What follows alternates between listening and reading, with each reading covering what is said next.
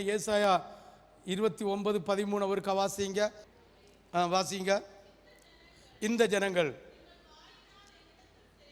ஜனங்கள்னா உங்களை தான். இந்த வாயினால் என்னிடத்தில் சேர்ந்து உதடுகளினால் என்னை கனம் பண்ணுகிறார்கள், அவர்களுடைய இருதயமோ தூரமாய் இருக்கிறது.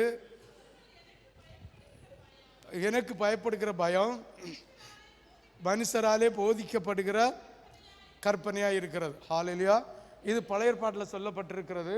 பழைய ஏற்பாட்டில் உள்ள வசனங்களை நிறைய தியானித்தோம். கடைசியாக ஒரு வசனம் தியானித்தோம், ஆமோஸ் 5:6. ஆமோஸ் 5:6.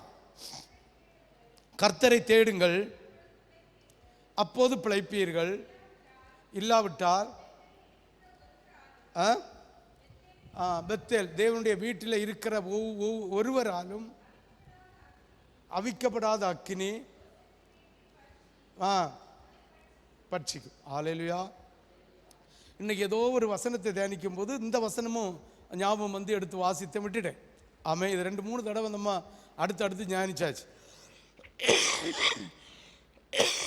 ஹல்லேலூயா, ஹல்லேலூயா, ஹல்லேலூயா. இந்த ஏசாயா 29:13 எழுதின வசனம் மார்க் எழுதின புஸ்தகம் 7வது அதிகாரம் 6வது வசனத்தில் பார்க்கிறார். அவர்களுக்கு அவர் பிரதியுத்தரமாக, இந்த ஜனங்கள் உதடுகளினால் என்னை கனம் பண்ணுகிறார்கள், அவருடைய இருதயமோ எனக்கு தூரமாய் விலகி இருக்கிறது என்றும். ஆமே, யாருக்கெல்லாம் புரியுது? பழைய ஏற்பாட்டில் ஏசாயா தீர்க்கதரிசியை கொண்டு ஜனங்களை பார்த்து சொன்ன அதே தெய்வம் புதிய ஏற்பாட்டில் மார்க்கை கொண்டு நமக்கு சொல்லி இருக்கிறார். ஹல்லேலூயா, ஹல்லேலூயா, ஹல்லேலூயா, ஹல்லேலூயா. பழைய ஏற்பாட்டு காலத்தில் சொல்லி எச்சரிச்சிருக்கிறார், புதிய ஏற்பாட்டு காலத்திலையும் சொல்லி எச்சரிச்சிருக்கிறார். ஆமென். அப்போ பழைய ஏற்பாட்டு காலத்தில் உள்ள நீதியை விட நம்ம நீதி அவர்கள் செய்கிற நீதியை விட கூடுதலாக இருக்கணும். மத்தேயு 5வது அதிகாரம் 20வது வசனத்தை ஒரு விஷயம் வாசிக்க கேட்போம். மத்தேயு 5:20. வேத பாரகர் பரிசேயர் என்பவர்களுடைய நீதியிலும் இராவிட்டால் என்று உங்களுக்கு சொல்லுகிறேன். ஹல்லேலூயா, ஹல்லேலூயா. யாருக்கெல்லாம் புரியுது? பழைய ஏற்பாட்டு காலத்தில் உள்ள பரிசுத்தவான்கள் என்று சொல்லப்படுகிற தேவ பிள்ளைகளுடைய நீதியை விட புதிய ஏற்பாட்டு காலத்தில் இருக்கிற உன்னுடைய நீதி என்னுடைய நீதி அதிகமாக இருக்கணுமா? அது ரீசன் என்ன? உட்கார்ந்துருந்தது. பழைய ஏற்பாட்டு காலத்தில் உள்ள பரிசுத்தவான்களுடைய நீதியை விட இந்த புதிய ஏற்பாட்டு காலத்தில் உள்ள பரிசுத்தவான்களாகிய தேவ பிள்ளைகளாகிய நம்முடைய நீதி அதிகமாக இருக்கணுமா? இருந்தால் தான் எங்கே போக முடியும்? அப்போ ஏன் அப்படி சொன்னார்? எஸ், உட்காருங்க. இயேசுவுடைய இரத்தம் என்ன செய்யலை? அவங்களுக்காக சிந்தப்படலை, நமக்காக தான் சிந்தப்பட்டிருக்கு. அப்போ அவங்க செய்கிற நீதியை விட, நற்காரியத்தை விட, பரிசுத்த காரியத்தை விட நம்ம அதிகம் செய்யணுமா? பழைய ஏற்பாட்டு காலத்து தேவ பிள்ளைகளை விட புதிய ஏற்பாட்டு காலத்து தேவ பிள்ளைகள் ஆகிய நீங்கள் அவர்கள் செய்த நீதியை விட அதிக நீதியை செய்யணுமா? பாருங்க, பழைய ஏற்பாட்டு தேவ பிள்ளைகளை விட புதிய ஏற்பாட்டு தேவ பிள்ளைகள் அதிகம் செய்யணும். நீதி என்ன செய்யணும்? அதிகம் செய்யணும். செய்வீங்களான்னு கேட்டேன். ஆமான்னு கை வைத்தினியா? சுத்த பொய். இது உதட்டிலாத பாஸ்டர்கிட்ட இயேசுவை ஏற்றுக்கொண்டேன்னு சொல்லிட்டு அப்புறம் போய் இயேசுவா அவர் எப்படி இருப்பார்னு கேட்பாங்க தெரியுமா? புறஜாதியா? அதே போல இருக்கிறீங்க. ஆமே, நேற்று சொன்ன ஒரு ஊழிய, இது சிம்பிள் கதை. ஆமே, நேற்று சொன்ன ஒரு ஒரு ஒரு ஒரு அதிகாரம் 28 வசனம் 2 தடவை 3 தடவை வாசித்தாலே மண்டைக்குள்ளே யார வேண்டிய வசனம் இல்லையா? அந்த வசனத்தை படிச்ச சொல்லி படிக்காமல் வந்திருக்கிற நீங்களும், புருஷனை கிட்ட வச்சு படிச்சனன்னு சொல்லி அதை செய்யாத வந்திருக்கிற நீங்களும் பெரிய நீதி செய்வீங்களோ? எப்படி நீதி பெருசாக இருக்கும்? ஊழியக்காரனுடைய ஒரு உபதேசத்தை கேட்கவே மனம் இவ்வளவு வேதனைப்படுதுன்னா எப்படி பழைய ஏற்பாட்டு தீர்க்கதரிசிகளை விட, பழைய ஏற்பாட்டு தேவ பிள்ளைகளை விட, பரிசேயன் சதிசேயன் என்கிற வேத பாரகரை விட, அந்த அந்த அந்த பரிசுத்தவான்களை விட நீங்க பெரிசாட்டி எப்படி செய்ய முடியும்? ஒரு ஊழியக்காரனுக்கு உபதேசத்தையே பாருங்க. நோவா உபதேசம் தான் கொடுத்தான், பிரசங்கம் பண்ணிட்டே தெரிந்தான். 10 கற்பனையை வச்சு ஆண்டவர் கொடுத்த வார்த்தைகளை வச்சு பிரசங்கம் பண்ணிட்டே தெரிஞ்சான். அவனுடைய வார்த்தையை யார் யார் விசுவாசித்து கீழ்ப்படியலையோ ஒருத்தனும் போகல, ஒரு மனுஷனும் போகல. அப்போ இன்னைக்கு ஆண்டவர் தந்திருக்கிற உங்க ஊழியக்காரனுடைய உபதேசம் என்கிற வார்த்தைக்கு கீழ்ப்படியலை எங்கி பரலத்துக்கு போகலாம்? போக முடியுமா? அதுதான் வாசி, என்பவருடைய நீதியிலும் உங்கள் நீதி அதிகமாக இராவிட்டால் போக மாட்ட. ஒரு ஊழியக்காரன் உபதேசத்துக்கே கீழ்ப்படியல்ல. உலகத்தை பார்க்குறோம், உலகத்துக்கு சூழ்நிலையை பார்க்குறோம், உலகத்துக்கு சிச்சுவேஷனை பார்க்குறோம். ஐயோ இது எப்படி ஆகும், 4 பேர் நம்மளை கமெண்ட் பண்ணுவாங்களே, 4 பேர் நம்மளை பரிகாசம் அடிப்பாங்களே, 4 பேர் நம்மளை நிந்திப்பார்களே என்று சொல்லி ஊழியக்காரன் தருகிற வேத வசனத்திற்கும் வரத்திலிருந்து வருகிற உபதேசத்திற்கும் கீழ்ப்படியாமல் இருந்து இந்த நீதியை, தேவ நீதியை அவர்களை விட கூடுதல் கொடுக்க முடியாமல் இருக்கிற நாம் யாராக இருந்தாலும் தேவனுடைய ராஜ்யத்தில் பிரவேசிக்க முடியாது. ஆமென், ஹல்லேலூயா, ஆமென். ஃபர்ஸ்ட் அதுதான். உபதேசத்துக்கு கீழ்ப்படியாமல் நீ உட்கார்முகா, நீ அம்மி கும்மியாக மறைஞ்சாலும் வசனத்துக்கு கீழ்ப்படிய மாட்டேன். படித்து வச்சு சொல்கிறேன், படிச்சு. அதே மாதிரி அம்மா அப்பாவுக்கு கீழ்ப்படியாமல் இருந்தால் ஸ்கூலில் படித்து தர டீச்சருக்கு கீழ்ப்படியவே மாட்டேன். படித்து வச்சு சொல்கிறேன், ஆணித்தரமாக ஆதாரத்தோடு சொல்கிறேன். அம்மா அப்பாவுக்கு கீழ்ப்படியாதவங்க டீச்சர்ஸுக்கு கீழ்ப்படிய மாட்டாங்க. ஊழியக்காரனுடைய உபதேசத்துக்கு கீழ்ப்படியாதவங்க இயேசுடைய வார்த்தைக்கு 1% கூட கீழ்ப்படிய மாட்டாங்க. மாற்றமே இல்லை. படிப்பாங்க, காணாமல் தெரிஞ்சிடுவாங்க, எல்லாம் செய்வாங்க. ஆனால் அதனுடைய நடத்தை ஒன்றும் இல்லை. ஏதோ ஒரு வசனத்தில் தியானிக்கும்ப வாசித்தேன், கழிஞ்ச வாரத்தில் நினைக்கிறேன். தேவனுடைய ஏதோ ஒரு இதில் சுருக்கமாக சொல்லி, எனக்கு கரெக்டாக சொல்ல தெரியல, மண்டையில் இருக்கிறது மட்டும் சொல்கிறேன். ஒரு ஒரு ஒரு ஊழியக்காரன், பழைய ஏற்பாட்டில் உள்ள ஊழியக்காரன் சொல்லுகிற உபதேசத்துக்கு கீழ்ப்படி அவன் செய்கிறதை செய்யாதேன்னு எழுதியிருக்கு. செய்யாத சில வேளை சுத்திகரிப்புக்கு வந்தாலும் வரலாம், ஏதோ ஒரு வசனம். அதாவது அந்த அந்த அவன் சொல்லித்தார உபதேசத்துக்கு கீழ்ப்படி அவன் செய்கிறத செய்யாத. காரணம் அவன் சொல்லுகிறான், சொல்லியது படி அவன் நடக்கல, அவனுக்கு கிரியை இல்லை. அதான் ஊழியக்காரன் இன்னை நடக்கிறத பார்த்து நடக்காத, செய்கிறத பார்த்து செய்யாத. வேத வசனத்தை உபதேசமா தந்தா அதை மட்டும் கேட்டுட்டு அவனை நடக்கையை பின்பற்றாத. யாருடைய நடக்கையை பின்பற்றணும்? இயேசுனுடைய நடக்கையை பின்பற்றணும். ஆமென், ஹல்லேலூயா. சவுல் சாகிறது வரைக்கும் ராஜா தான், சாகிறது வரைக்கும். ஆனா ஆண்டவர் பல வருஷங்களுக்கு முன்னாலேயே அவனை விட்டு இறங்கி போயிட்டார். ஆமென். அப்ப ராஜா சொல்லியதை ஜனங்கள் கீழ்ப்படிஞ்சு ஆகணும். ஆனா ராஜாவை போல நடந்துடப்படாது. ஆமென், ஹல்லேலூயா. ஏதோ ஒரு வசனத்தில் நான் இந்த கழிஞ்ச வாரத்தில் தியானிச்சிருந்த நினைக்க அப்படியே இருக்குது. நீ பழைய ஏற்பாட்டு காலத்தில் உள்ள அந்த அந்த அந்த அந்த அந்த ஊழியக்காரன் ஒரு ஏதோனையும் ஒருத்தி வச்சு சொல்லியிருக்கு. நீ அவன் சொல்லுகிறத உற்று நோக்கி பாரு, ஆனால் அவன் நடக்கிற கிரியை நடப்பிக்காத. ஏன்னா அவன் சொல்லுகிறவனாயிருக்கிறான், உதட்டில் சொல்லுகிறவனாயிருக்கிறான், வாயில சொல்லுகிறவனாயிருக்கிறான், இதயத்தில் கர்த்தரை விட்டு தூரமாயிருக்கிறான். அவன் கர்த்தரை விட்டு தூரமாக இருக்கிறது நிமித்தம் அவன் தேவனுடைய கிரியையை நடப்பிக்க மாட்டாது. ஆமென். ஜாக்கிரதையா இருக்கணும். நம்ம பிரசங்கங்களை கேட்குறோம், அதை கேட்குறோம், ஷார்ட்ஸ் எல்லாம் கேட்குறோம், உண்மைதான். பட்டு அதை கேட்டதோட விட்டுருங்க. அவன் எப்படி அவன் அவன் இப்படி செய்த அவன் என்ன இதை செய்கிறான், நிறைய பேர் சொல்கிறாங்களே, அந்த பாஸ்டர் நரகத்துக்கா போவார், 5000 பேர் இருக்கிறாங்களே. அப்போ பழைய ஏற்பாட்டினுடைய தேவ பிள்ளைகளுடைய நீதியை விட புதிய ஏற்பாட்டு தேவ பிள்ளைகளாகிய உன்னுடைய நீதியும் என்னுடைய நீதியும் அதிகமாக இருக்கணும். இல்லைங்க எங்கே போக முடியாது?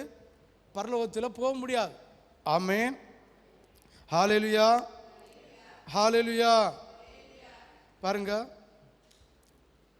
ஆண்டவருடைய பிரமாணத்தை உற்று பார்க்கணும். அதை வாசிங்க, அந்த வசனத்தை வாசிங்க, 20வது வசனம்.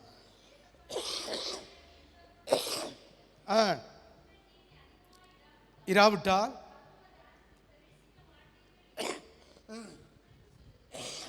உங்களுக்கு சொல்லுகிறேன்.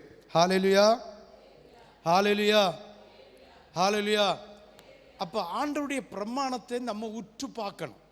பழைய ஏற்பாட்டு காலத்துடைய பிரமாணம் என்ன, புதிய ஏற்பாட்டினுடைய பிரமாணம் என்ன, இந்த பிரமாணங்களை உற்று பார்த்து அவர்கள் நிறைவேற்றுகிற பிரமாணத்தை விட நம்ம நிறைவேற்றுகிற பிரமாணம் அதிகமாக இருக்கணும்.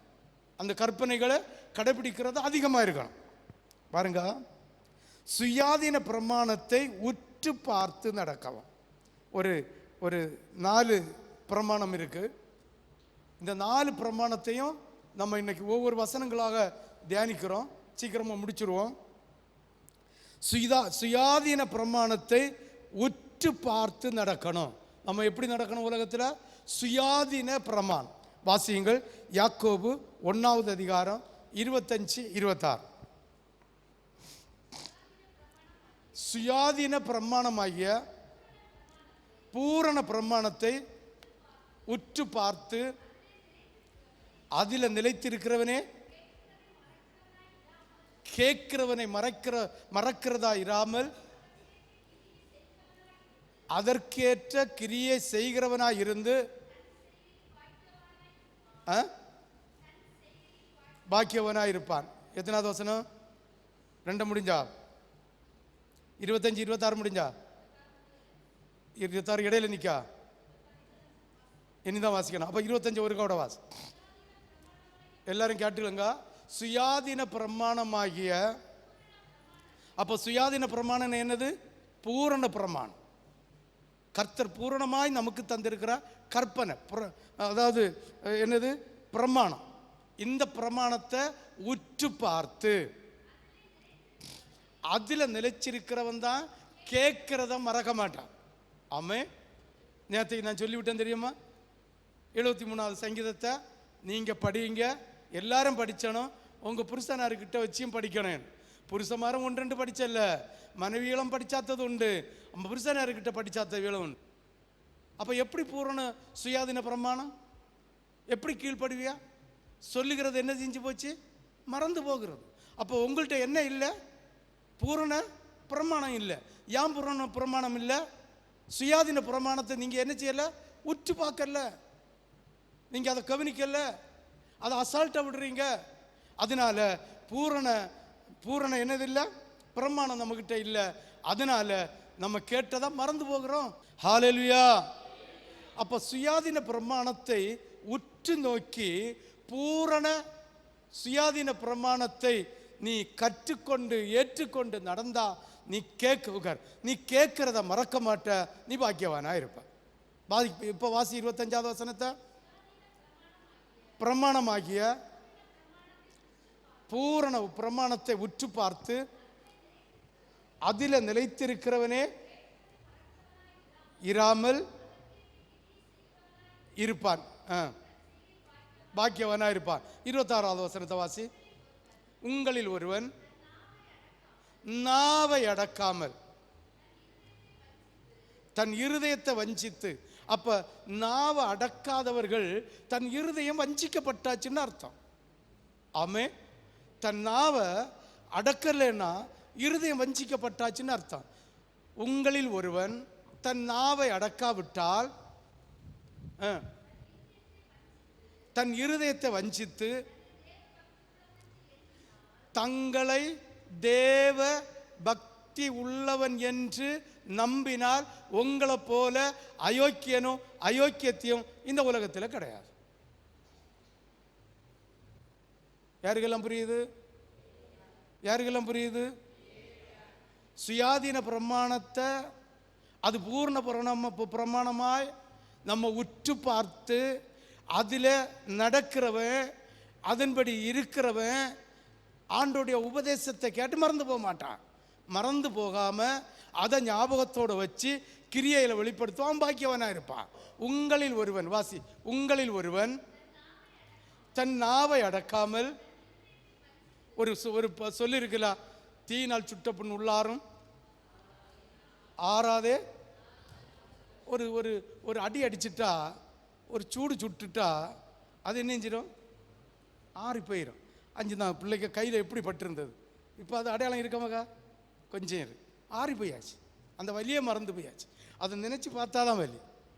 பட் ஒரு நாள் ஒரு சொல்லு சொன்னால் அது மறக்காது. ஆமே, அதுக்கு தான் கர்த்தர் உங்களுக்கு உபதேசத்தின் மூலமாக நீங்கள் மறக்காத வண்ணம் உங்கள் இருதயம் கிழிக்கப்படும்படியாக உபதேசத்தை தாரது. ஆமே, ஹல்லேலூயா. யாருக்கெல்லாம் விளங்குது? அப்போ நம்ம நாவு ரொம்ப ஜாக்கிரதையாக இருக்கணும். நாவு என்ன செய்யணும்? ரொம்ப ஜாக்கிரதையாக இருக்கணும். நாக்கு இல்லை எலும்பு இல்லைன்னு எப்பளும் எப்படியும் எந்த இடத்துலையும் இல்லைங்க பாஸ்டர்கிட்ட எப்படியும் பேசிடக்கூடாது. ஆமேன், ரொம்ப ஜாக்கிரதையாக இருக்கணும். ஆமேன், ஆமேன், ஹல்லேலூயா. உங்களில் ஒருவன் தன் நாவை அடக்காமல் தன் இருதயம், அப்போ நாவை அடக்கலைன்னா இருதயம் வஞ்சிக்கப்பட்டு போயாச்சுன்னு அர்த்தம். வஞ்சித்து தன்னை தேவ பக்தி உள்ளவன் என்று நான் செபிக்கிறேன், நான் துதிக்கிறேன். இருதயம் என்ன செஞ்சாச்சு? தேவனை விட்டு தூரம் பெய்யாச்சு, வஞ்சிக்கப்பட்டு பெய்யாச்சு, தேவனை விட்டு தூரம் பெய்யாச்சு. ஆனால் என்ன சொல்கிறோம்? நம்ம முதல் நாள் உபதேசத்தின்படி எப்படி? நான் துதிக்கிறேன், நான் ஜெபிக்கிறேன், நான் பாடுகிறேன், நான் ஆராதிக்கிறேன், நான் பிரசங்கம் பண்ணுறேன், நான் தியானிக்கிறேன், நான் தீர்க்க தரிசனம் உரைக்கிறேன். இன்னைக்கு ஏதாவது ஒரு நம்மக்கிட்ட இருக்கிற காரியத்தை சொல்லி நான் அடைக்கலமாக இருக்கிறேன் என்று நம்பிக்கொள்வார்கள். அவர்கள் நம்பிக்கை வீணாய் போயிடும். ஆமே. இப்போ வாசி, ஒருவன், உங்களில் ஒருவன் தன் நாவை அடக்காமல் இருதயத்தை வஞ்சித்து தன்னை தேவ பக்தி உள்ளவன் என்று நம்பினால் வீணாய் போகும். ஆமேன், ஹல்லேலூயா. சற்று சிந்தித்து பாருங்க. இயேசுவை என்னெல்லாம் ஏளனம் செஞ்சினோம், என்னெல்லாம் பரிகாசம் அடிச்சினோம், அவரை பற்றி பழி சொன்னது ஒன்று கூட சரியில்லை, ஒன்று கூட சரியில்லை. அவர் பாவம் அறியாதவர், அக்கிரமம் செய்யாதவர், ஆனாலும் பரிகாரி ஆகினார். ஆமே, ஒரு தவறு அவர்கிட்ட இல்லை. ஆனாலும் அவரை நிந்தித்தவர்களை, அவரை யாழனம் செய்தவர்களை, அவரை காரி துப்பினவர்களை, பரிகாசம் அடித்தவர்களை, அடித்தவங்களை அத்தனை பேரையும் ஆண்டவரே இவர்கள் செய்கிறது இன்னது. இந்த குணம் நம்மக்கிட்ட வரணும். இதுதான் சுயாதீன பிரமாணம். இந்த சுயாதீன பிரமாணத்தை நம்ம ஏற்றுக்கொண்டு கற்றுக்கொண்டு நம்ம நாவை அடக்கி நம்ம வாழாவிட்டால் நம்ம தேவ பக்தி ஆத்திரியம் வீணு. காலையில் ஒரு பனி பெஞ்சா வெளியில் போய் பார்த்தா புல்லுக மேலெல்லாம் பனி இருக்குமா இருக்காதா? கொஞ்ச நேரம் கழியும்பா ஒரு சுக்கையும் காண முடியாது. இதே போல ஆமே, ஹல்லேலூயா, ஹல்லேலூயா, ஹல்லேலூயா. அப்போ நல்லா புரிஞ்சுக்கொள்ளணும். சுயாதீன பிரமாணத்தை நம்ம உற்று நோக்காட்டா நம்ம வாய் தார்மாரா வரும். ஏன் வருதுன்னா, இந்த பிரமாணத்தை உற்று நோக்காதது நிமித்தம் இருதயம் தேவனை விட்டு தூரம் இருக்குது. இதை இருந்துட்டு நான் தேவனுடைய அடைக்கல பட்டகமாக இருக்கிறேன் என்று நம்பி இருந்தால் நம்முடைய நம்பிக்கை வீணு. அது யாராக இருந்தாலும் சரிதான், உங்கள் பாஸ்டராக இருந்தாலும் சரிதான், இதில் இருக்கிற ஊழியம் செய்கிற பிள்ளைகளாக இருந்தாலும் சரி, அட்டுழியம் செய்கிற பிள்ளைகளாக இருந்தாலும் சரிதான், யாராக இருந்தாலும் சரிதான், நம்ம நம்பிக்கை என்ன? இது வீணு. ஹல்லேலூயா, ஹalleluya, ஹalleluya. சரி, அடுத்து ரெண்டாவது ராஜரீக பிரமாணம். முதல்ல என்ன பிரமாணம்? ரெண்டாவது என்ன பிரமாணம்? அந்த சுயாதீன பிரமாணத்தை உற்று பார்க்கணுமா வேண்டாமா? உற்று பார்த்தவன் பிழைச்சான். சுயாதீன பிரமாணத்தை உற்று பார்த்தவன் என்ன செஞ்சா? பிழைச்சான். உற்று பார்க்காதவன் இருதயம் வஞ்சிக்கப்பட்டு போச்சு, எங்கே போகிறான்? நரகத்துக்கு போகிறான். அப்போ சுயாதீன பிரமாணமாகிய தேவன் நமக்கு தந்த பிரமாணத்தை, நமக்கு வச்சிருக்கிற பிரமாணத்தை நம்ம உற்று பார்க்கணும். ரெண்டாவது ராஜரீக பிரமாணம். யாக்கோபு 2வது அதிகாரம், யாக்கோபு 2வது அதிகாரம் 8, 9 ஆகிய 2 வசனம். உன்னிடத்தில் நீ அன்பு கூறுவது போல பிறரிடத்திலும் நீ அன்பு கூறுவாயாக என்று வேத வாக்கியம் சொல்லுகிற ராஜரீக பிரமாணத்தை நிறைவேற்றினால் நன்மை செய்வீர்கள். ஆமே. ஒரு வசனம் தானே முடிஞ்சு. தன்னை போல பிறரை நேசிக்கக்கூடிய அன்பு ஒரு ஆளுக்கு இல்லைங்க, சாபம் வீட்டில் தங்கும். ஆமே. உன் வீட்டுக்குள்ள இருக்கிறவங்களுக்கே துரோகம் செய்கிற குடும்பங்கள் நிறைய இருக்கு. ஆமே. அப்போ சுயாதீன பிரமாணத்தை உற்று பார்க்கணும். ராஜரீக பிரமாணம், தன்னை போல பிறரையும் நேசிக்கணும். அந்த அடுத்த வசனத்தை வாசி. பச்சை பாதம் உள்ளவர்களாய் இருப்பீர்களானால் பாவம் செய்து மீறினவர்களுக்கு என்று தீர்க்கப்படுவீர்கள். ஹல்லேலூயா. முடிஞ்சா? சரி, ஹல்லேலூயா. அப்போ தன்னை போல் பிறரை நேசிக்கிற அன்பு எல்லார்ட்டையும் இருக்கணும். ஆமென், ஹல்லேலூயா. அதுலேயும் விசேஷமாக நம்ம 2 ஊழியம் செய்கிறோம். அந்த பிள்ளைகளுக்கு, அந்த வர பிள்ளைகளுக்கு சாப்பிட இல்லாமல் வரல நம்மக்கிட்ட. இன்றைக்கி ஆண்டவர் பாக்கியம் சொல்லி கன்னியாகுமரி மாவட்டத்தில் உள்ள ஒருவருக்கும் சாப்பாடு குறவே கிடையாது. ஒருத்தருக்கும். எந்த குடிகாரன் வீட்லையாவது ரேஷன் அரிசியை போட்டு ஏதாவது ஒன்று 10 ரூபாய்க்கு காய்கறியை வாங்கியோ இல்லை ஏதாவது ஒன்று செய்து சாப்பாடு ரெடி. ஆமே. எந்த வீட்டுக்கும் குறவில்லை. ஆனால் ஊழியக்காரனுக்கு வீட்டில் அந்த சாப்பிடக்கு இருக்கிறதையும் எடுத்து கொடுக்கக்கூடிய ஒரு உன்னதமான பாக்கியம் நம்ம குடும்பத்துக்கு இருக்கணும். ஆமே. இது ஒவ்வொரு குடும்பத்திலையும் இருக்கணும். சட்டியை தூக்கிட்டு என்ன செஞ்சிடப்படாது, ஓடிடப்படாது. மற்றவ வந்துட்டா இனிப்போ இவ்வளவு தான் இருக்குது, இனி அவளுக்கு பாதி கொடுக்கணும், இவ்வளவு பாதி கொடுக்கணும், எடுத்துக்கொண்டு என்ன செஞ்சிடப்படாது, ஓடிடப்படாது. இருக்கிறத பகர்ந்து தின்னக்கூடிய, அந்த தன்னை போல் பிறரை நேசிக்கக்கூடிய இந்த ஆகாரத்தில் இப்படி வஞ்சிக்கிறோம்னா எந்த காரியத்தை நீங்கள் ஆண்டவருக்கு வஞ்சிக்க மாட்டியா? ஆமே. புரியுதா? மூணாவது கிறிஸ்துவின் பிரமாணம். முதல் பிரமாணம் என்னது? ரெண்டாவது பிரமாணம் என்னது? மூணாவது பிரமாணம் கிறிஸ்துவின் பிரமாணம். வாசி. ரோமர் 8:2-3.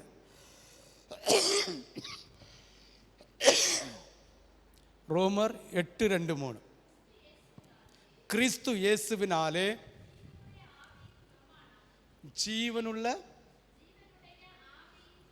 ஜீவனுடைய ஆவியின் பிரமாணம், அதாவது இயேசு கிறிஸ்துவனுடைய ஜீவனுடைய ஆவியின் பிரமாணம் என்னை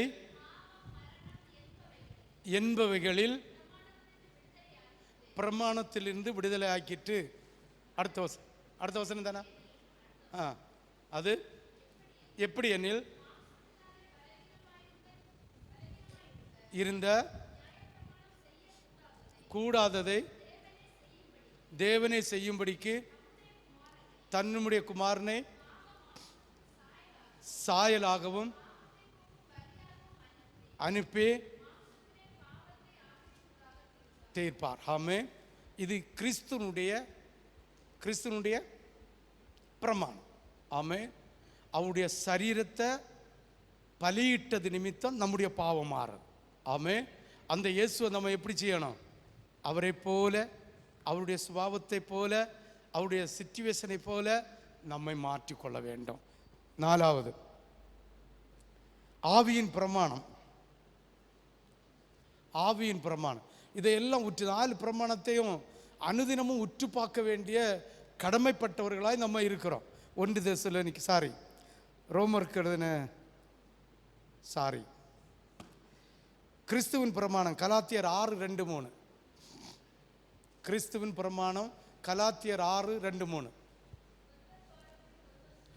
ஒருவர் பாரத்தை ஒருவர் சுமந்து, கலாத்தியர் 6:2-3. ஒருவர் பாரத்தை ஒருவர் சுமந்து இப்படியே கிறிஸ்துவனுடைய பிரமாணத்தை நிறைவேற்றுகிறவர்களாய் ஒருவன் தான் ஒன்றும் இல்லாமல் இருந்தும் தன்னை பொருட்டென்று எண்ணினால் தன்னை தானே வஞ்சிக்கிறவனாய் ஆவான். ஹல்லேலூயா, ஹல்லேலூயா. 2 வசனத்தையும் கடகட வாசித்து முடி. சுமந்து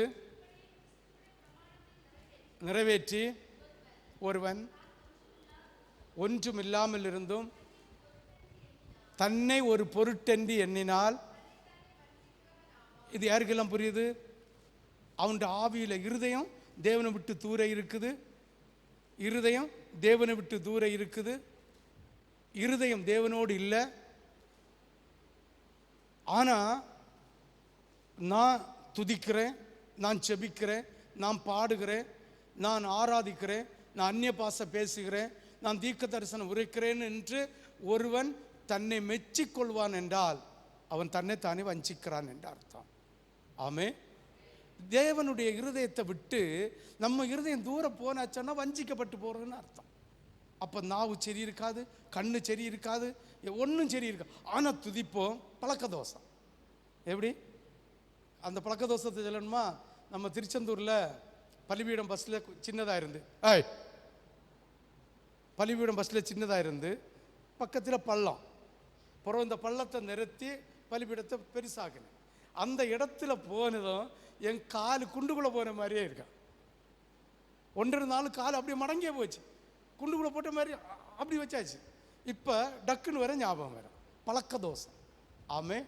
அப்போ இருதயம் தூரம் போன பிறவைக்கும் நம்ம துதிக்கிறோம்னா, நம்ம ஜெபிக்கிறோம்னா, நம்ம தேவனை ஆராதிக்கிறோம்னா, அந்நிய பாஷை பேசுகிறோம்னா, தீர்க்க தரிசனம் உரைக்கிறோம்னா, இது ஒரு பழக்க தோஷம்.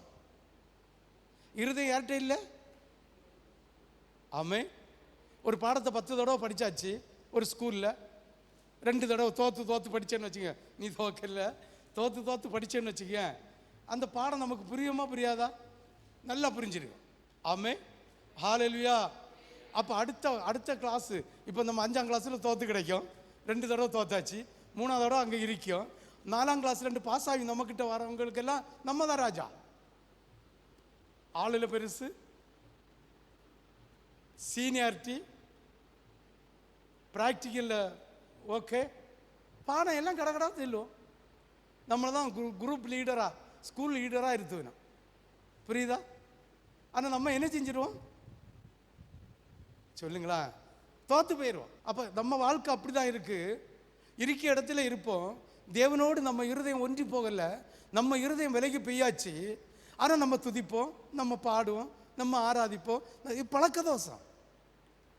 அது துதிக்கிறதுலேயே தெரியும், ஆராதிக்கிறதுலேயே தெரியும், ஜெபிக்கிறதுலே தெரியும். ஆவியின் பிரமாணம் ரோமர் 8:2-3.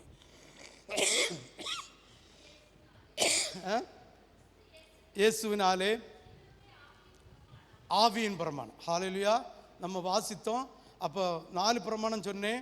1 சுயாதீன பிரமாணம், 2வது ராஜரீக பிரமாணம், 3வது இயேசுவின் பிரமாணம், 4வது ஆவியின் பிரமாணம். இந்த 4 பிரமாணத்தையும் அனுதினமும் நம்ம உற்று பார்க்கணும். ஆமேன். இனி 2 கட்டளை தாரான். எத்தனை கட்டளை? வேதத்தில் 2 கட்டளை இருக்கு. ஒன்று செய் என்கிற கட்டளை, ஒன்று செய்யாதே என்கிற கட்டளை. ஆமே. 2 கட்டளை தான். இந்த 613 கட்டளையும் இந்த 2க்குள்ள அடங்கியிரு. ஆமே. ஒரு கட்டளை என்னது? செய். ஒரு கட்டளை என்னது? செய்யாது.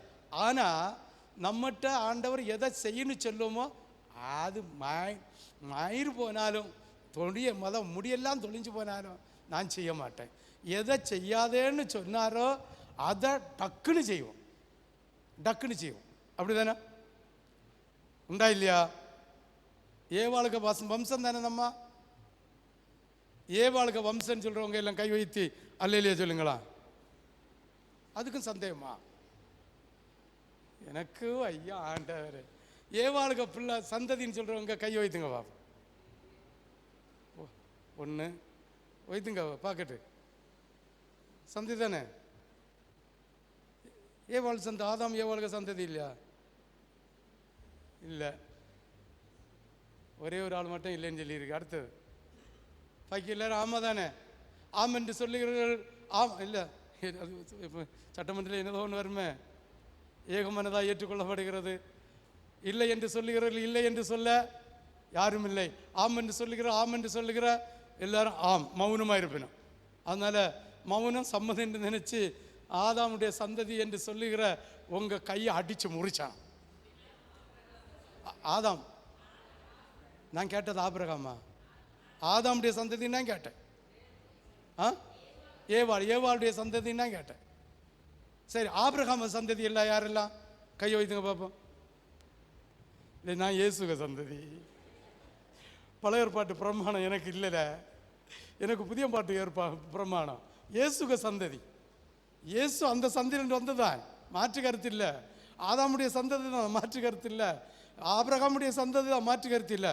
ஆனால் நம்ம இயேசுடைய இரத்தத்தினால் கழுவப்பட்டு இயேசுக சந்ததியாக இருக்கிறோம். ஆமே. அப்போ நம்முடைய வாழ்க்கை யாரை போல இருக்கணும்? இயேசுவை போல இருக்கணும். ஆபிரகாமை போல இருக்கப்படாது. ஆபிரகாம் கூட அப்பப்போ ஒன்றெண்டு வார்த்தைக்கு கீழ்ப்படியாம எங்க போயிட்டான்? எங்க போயிட்டான்? எகிப்துக்கு போயிட்டான். போனானா போகலையா? போனானா போகலையா? அப்போ அவருக்கு சந்ததி நம்ம சொல்லலாமா? கேவலமா இல்லை. நம்ம யாருக்கு சந்ததி? ஏசப்பாய்க்க சந்ததி. ஆமே. ஏசப்பாய்க்க காலம் வரைக்கும் உள்ள சந்ததி வேற. இப்போ அவருக்கு இரத்தத்தினால் கழுவப்பட்ட சந்ததி வேற. ஆமே. அப்போ இயேசுக்கு ரோல் மாடல். இயேசு பாவம் அறியலை, பாவமே செய்யலை, அக்கிரமம் செய்யலை, எந்த ஒரு மனுஷனுக்கும் தீங்கு செய்யலை, தன்னை போல் பிறரை நேசித்தார். பிதா அவருக்கு கொடுத்த பிரமாணத்தை உற்று நோக்கி பிதாவுடைய சித்தம் என்னதென்று ஆராய்ந்து செய்தார். அதே போல இயேசு நமக்கு தருகிற கட்டளைகளை என்ன செய்யணும்? நிறைவேற்றணும். ஒன்று என்ன இருக்கு? செய்யன்னு இருக்கு, ஒன்று செய்யாதுன்னு இருக்கு. ஏவாள்கிட்ட போய் ஆண்டவர் செய்யாதுன்னு சொன்னார், செய்து போட்டா.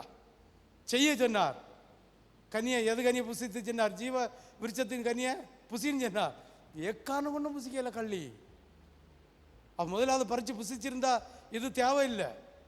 கள்ளி கள்ளி இன்னைக்கும் அப்படிதான். நிறைய பந்தய ஊசுக்காரா கள்ளனு கள்ளியமாக இருக்கணும், சொல்லி அதை செய்ய மாட்டேனான். 73வது சங்கீதத்தை 1 முதல் 28 வரை வாசிங்க. புருஷனார் கூட போட்டு வாசிங்கன்னா அவங்க புதிய நாகரிகத்தில் போட்டு காட்டணும். போட்டு ஆமே வாசிங்க. என்ன செய்யல? வாசிக்கல. அப்போ கள்ளனும் கள்ளியும் தான். உபதேசத்தை யாரு கேட்கியது? அப்போ ஆதாமுடைய ஏவாளுடைய சந்ததின்னு சொன்னதில் தப்பே இல்லை. நான் இயேசுக சந்ததி. ஆமே ஆமே ஆமே. இயேசுவ சந்ததியாக இருந்தால் 2 வார்த்தையை சொல்லுகிறார். ஒன்று செய் என்று சொல்லுகிறார், இன்னொன்றை செய்யாது என்று சொல்லுகிறார். செய்யுங்கள் என்று கட்டளை இடுகிறார் காரியம். 1 தெசலோனிக்கர் 5வது அதிகாரம் 16 வாசி. எப்பொழுது பாருங்க எப்படி இது ஆண்டவர் சொல்லி இருக்கார். எப்பொழுதும் சந்தோஷமா இருங்கன்னு. யாரெல்லாம் எப்பொழுதும் சந்தோஷமா இருக்கிறது? என்னதாவது ஒன்று அம்மா சொன்னா, இல்லைங்க அப்பா சொன்னா, இல்லைங்க புருஷன் சொன்னா, இல்லைங்க மனைவி சொன்னோம், எங்கிட்டு வருதுன்னு தெரியாது சங்கடம். ஆண்டவர் என்ன சொன்னார்? எப்பொழுதும் சத்தமா சொல்லுங்களா, உற்சாகமா சொல்லுங்களா. சொன்னாரா சொல்லலையா? நம்ம எப்பொழுதும் சந்தோஷமா இருக்கோமா? அதாவது ஒரு வசனம் இருக்கு ரோமர்ல தான் நினைக்க, வாழ்வோ சாவோ இன்பமோ துன்பமோ கஷ்டமோ துயரமோ உபத்திரவமோ வியாகுலமோ வியாதியோ நஷ்டமோ மரணமோ வந்தாலும் தேவனுடைய அன்பை விட்டு என்னை பிரிப்பவன் யார்? ஹல்லேலூயா ஹல்லேலூயா ஹல்லேலூயா. யாருக்கெல்லாம் புரியுது? புரிஞ்சவங்க ஒரு அல்லேலூயா சொல்லலாமே. முத வசனத்தில் என்ன வாசித்திருக்கு? 16. எப்பொழுதும் சந்தோஷமா இருங்கள். செய்யலாம்.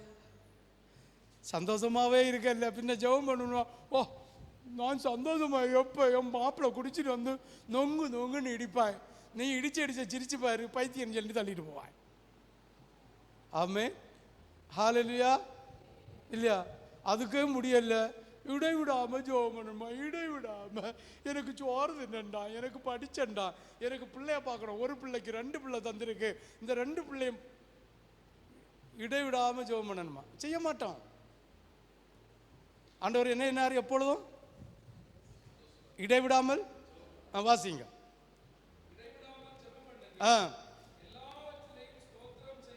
என்ன செய்வீங்க? சோத்திரம். இன்னைக்கு ஏதோ ஒரு 2 லட்சம் ரூபா நஷ்டம் வந்துட்டுன்னு வச்சுக்கலாம். தொழிலில் இல்லைங்க, ஒரு ஆஸ்பத்திரி போய் இல்லைங்க, ஒரு கஷ்டப்பட்டு 2 லட்சம் ரூபா ஃபெயில் ஆயிட்டு, நம்ம ஒரு பாடம் ஃபெயில் ஆச்சு. அப்போ அழுது சங்கடப்பட்டு, நான் நல்லா எழுதுனேன், இந்த டீச்சர் என்னதோ கோவப்பட்டுட்டு, சொல்லுவோமா சொல்ல மாட்டோமா? அப்படி இருக்கக்கூடாது. எதில் ஆனாலும் கர்த்தருக்கு ஸ்தோத்திரம் போடணும். ஆமே. இன்னைக்கு ஒரு பாடம் தோத்துதா, அதை முன்னால் வச்சு, அதை படிப்பினையை வச்சு அடுத்த பாடத்தில் எல்லாம் 90க்கு மேலே மார்க் எடுக்க நம்ம முயற்சி செய்யணும். ஆமே, ஹல்லேலூயா. இது தோத்து போச்சுன்னு கொற்றையில் ஒன்று என்ன செஞ்சுதான், நானும் தூங்கி சாவும் செஞ்சுதான். நானும் தூங்கி தானே. பாருங்களா, 10ஆம் கிளாஸ் படிச்சு நினச்சி பாருங்க. அப்போ துக்கமோ வாழ்வோ தாழ்வோ எந்த விஷயத்திலும் கர்த்தருக்கு ஸ்தோத்திரம் சொல்ல படித்தான். ஆமே. இது நல்ல சாப்பாடு தந்துட்டா, ஆண்டவரே நல்ல ஆகாரத்தை தந்திருக்கிறீர், பொரிச்ச மீனை தந்திருக்கிறீர், எனக்கு அதை தந்திருக்கிறீர், இதை தந்திருக்கிறீர், உமக்கு ஸ்தோத்திரம். ஒரு நாள் மீனும் தரல, ஒன்றும் தரல, ஊறுகாயும் பச்சை வளமும் தந்திருக்குன்னா, ஆண்டவரே அடுத்த சுத்திகரிப்பு வரும் இந்த போஜனத்தை பற்றி. ஆமே. ஆண்டவரே எனக்கு இந்த ஆகாரமாக தந்து நோ, எது நமக்கு தந்தாலும் அதை வச்சு ஸ்தோத்திரம். எல்லா காரியத்திலையும் ஸ்தோத்திரம் பண்ணுங்கள்.